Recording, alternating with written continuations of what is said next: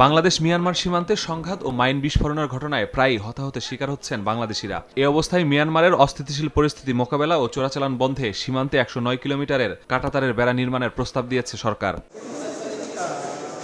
সোমবার বিকেলে বিজিবি সদর দফতর পরিদর্শন শেষে সাংবাদিকদের এ তথ্য জানান স্বরাষ্ট্রমন্ত্রী সালাউদ্দিন আহমদ। এর সঙ্গে ভারত সীমান্তে কাঁটাতারের বেড়া নির্মাণের সম্পর্ক নেই জানিয়ে মন্ত্রী বলেন, মিয়ানমার সীমান্তবর্তী এলাকায় ল্যান্ডমাইন শনাক্তে যন্ত্রপাতি সরবরাহ করা হয়েছে বিজিবিকে। মাদক চোরাচালান, তারপরে অস্থিতিশীল অবস্থা এবং অনেক সময় ওখান থেকে এই যে গোলাগুলির কারণে আমাদের নাগরিকরা মৃত্যুবরণ করছে, সেই জন্য এগুলো সব অ্যাড্রেস করার জন্য আমরা এখনও পুরোপুরি ফাইনাল সিদ্ধান্তে যাইনি।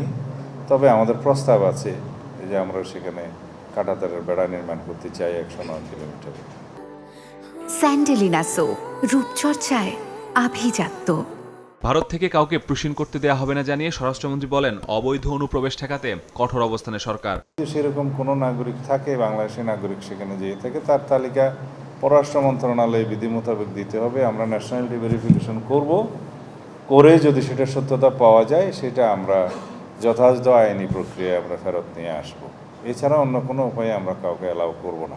শহীদ রাষ্ট্রপতি জিয়াউর রহমানের হত্যাকারী সাবেক সেনা কর্মকর্তা মোজাফফর হোসেনের বিচার সেনা আইনে হবে বলে আবারও জানান স্বরাষ্ট্রমন্ত্রী। আমরা সেনাবাহিনীর কাছে হস্তান্তর করেছি, তারা তাদের বিধি মোতাবেক জেনারেল কোর্ট মার্শাল গঠন করে সেই বিষয়ে ব্যবস্থা নেবেন। যদি সিভিল কোর্টের কোনো বিষয় থাকে আইনানুগভাবে, সেটা তখন পরীক্ষা নিরীক্ষা করে তারা বলবে। কি ব্যক্তিকে দুই আইনে আলাদা আলাদাভাবে ট্রায়াল করা যায় না।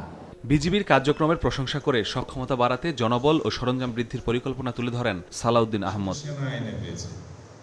মাসুদুর রহমান, সময় সংবাদ, ঢাকা।